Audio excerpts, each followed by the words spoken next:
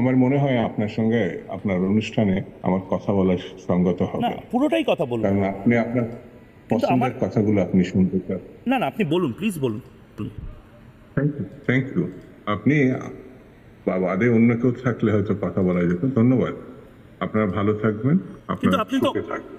কিন্তু আপনি তো এই উত্তরটা দিলেন না যে ডিপ স্টেটের দখলে যদি গোটা দেশটা চলে যায় তাহলে আপনারা এরকমভাবে চুপ করে থাকবেন? আপনারাই তো আগামীর বাংলাদেশ হয়তো চালাবেন, বিএনপি তো বাংলাদেশ চালাবে। নব স্বাধীনতার স্বাদ পেয়েছে, একটি গণহত্যাকারীকে আপনারা ঠাঁই দিছেন, যে হত্যাকারী পৃথিবীব্যাপী এত বড় হত্যাকারী খুঁজে পাওয়া খুব কঠিন। সে হত্যাকারীকে আপনারা ঠাঁই দিয়েছেন, লুণ্ঠনকারীকে ঠাঁই দিয়েছেন, গণতন্ত্র বিনষ্টকারীকে ঠাঁই দিয়েছেন।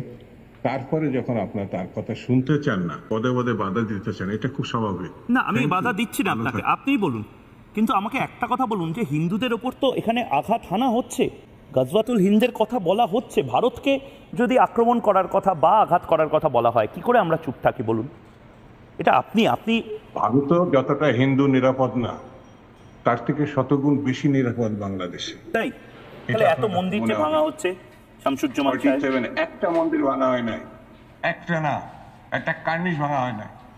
গোটা বাংলাদেশে একটা মন্দিরও ভাঙা বাংলাদেশে হয়নি। আসবেন, দেখবেন, বুঝবেন, কথা বলবেন। তা বাংলাদেশে মেহেরপুরে কি হয়েছিল? রুচিহীন কথা আপনাদের এই অনুষ্ঠানে আমি ভেবেছিলাম যে কিছু বাস্তবোচিত কথা আপনারা শুনবেন, না আপনি বলবেন। বলুন না, এই কিন্তু ধরনের কথা হিন্দু সাধুকেও তো গ্রেপ্তার করা হচ্ছে সাহেব। চিন্ময় কৃষ্ণ প্রভু তো হিন্দু সাধু, তাকে গ্রেপ্তার করা হচ্ছে।